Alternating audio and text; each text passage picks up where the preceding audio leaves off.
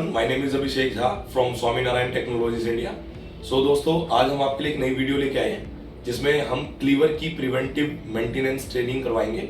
और इसमें जो खास बात यह है कि अगर आपका क्लीवर किसी भी मेक का है तो आपको इसी प्रोसेस को फॉलो करना है, जिससे कि आपके क्लीवर में जब आप फील्ड में काम करते हैं तो कटिंग खराब होने की शिकायत और ऐसी बहुत सारी शिकायत आती है, जो कि एक जनरल क्लीनिंग, डस्टिंग और कुछ एक दो प्रोसेस हैं, उनसे उसे ठीक किया जा सकता है।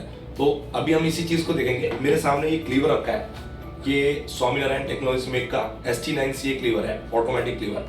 तो हम इसी क्लीवर के साथ हम प्रैक्टिस करेंगे कि कैसे हम फील्ड में जो क्लीवर्स खराब हो जाते हैं, कटिंग खराब करने लगते हैं, जिससे कि हमारी एक्यूरेसी, हमारी स्प्लाइसिंग में दिक्कत होती है, तो उसको हम कैसे रिमूव करेंगे। तो चलिए इसको देखते हैं। ये हमारा ST9CA क्लीवर है। तो दोस्तों, अब हमें कटिंग करने टाइम जब हमें कोई भी दिक्कत हम फेस कर रहे होते हैं तो उसके लिए सबसे पहले ना हमें कुछ जनरल स्टेप्स फॉलो करने होते हैं, क्लीनिंग डस्टिंग वाले, जो कि आप किसी भी क्लीवर में यही सेम स्टेप फॉलो करेंगे। तो सबसे पहले आप देखेंगे इसमें ये चारों पैड्स क्लीवर के और ये एनविल की मूवमेंट, ये सारी चीज़ें प्रॉपर होनी चाहिए। अब सबसे पहले हम पैड्स क्लीनिंग करेंगे एल्कोहल, आइसोप्रोपाइल अल्कोहल के साथ, और ये ईयरबड से हम इसके चारों पैड को ऐसे क्लीन कर देंगे। उसके बाद हम ब्लेड की एज को भी एक बार वेट साइड से और एक बार ड्राई साइड से साफ करके इसको भी हम ठीक से साफ कर देंगे। अब सबसे पहले हम कटिंग करके देखेंगे। तो मोस्टली क्या होता है, हम जब पैड पे डस्ट जम जाती है और उससे भी कई बार क्लीवर की कटिंग में डिफरेंस आने लगता है, तो अगर उस टाइप की दिक्कत होगी तो इसी चीज़ से रिजॉल्व हो जाएगी। उसके बाद नेक्स्ट स्टेप आता है सेकंड स्टेप, जिसमें कि हम ब्लेड की पोजीशन चेंज करते हैं। दैट मीन्स कि ब्लेड का नंबर हम बदलते हैं। उसे हम कैसे करते हैं, क्योंकि अगर क्लीनिंग डस्टिंग से भी आपकी कटिंग इंप्रूव नहीं हो रही, तो सेकंड स्टेप होता है कि किसी भी क्लीवर में ब्लेड के नंबर को चेंज करने के लिए यहाँ पे स्क्रू दिया होता है ब्लेड के साथ अटैच, और ये एलन की आपको अवेलेबल होती है क्लीवर के साथ ही। तो आप इसको सिंपली लूज करते हैं, थोड़ा सा जितना रिक्वायर्ड है थोड़ा सा लूज करके, और इसकी जो ब्लेड की मूवमेंट है टिश्यू पेपर से या किसी चीज़ से ब्लेड की मूवमेंट को हाथ नहीं लगाना, ब्लेड के एज को चेंज करके ब्लेड की पोजीशन, और इसको टिश्यू पेपर से ऐसे पकड़ के आप इसको टाइट कर देते हैं ऐसे।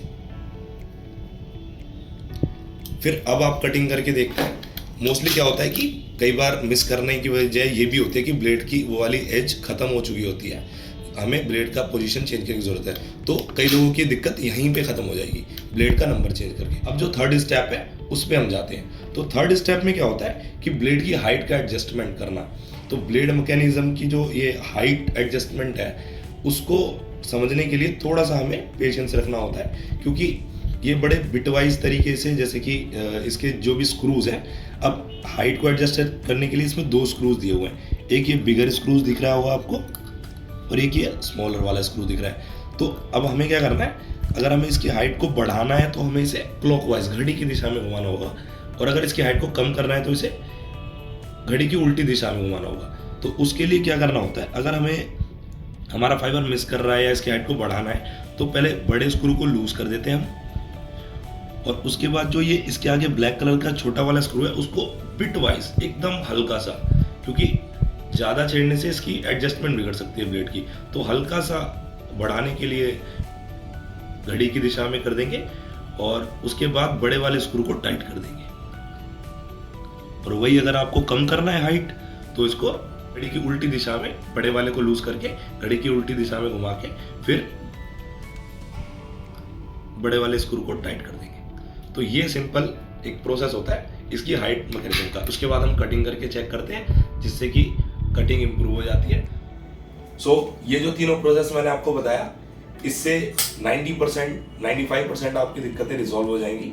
और अगर ब्लेड हेड एडजस्टमेंट को लेके अभी भी दिक्कत हो रही है और कटिंग अच्छी नहीं आ रही, तो आप सर्विस सेंटर विजिट करें, और हम ऐसे ही टेक्निकल सपोर्ट वीडियोस के साथ आपके साथ बने रहेंगे।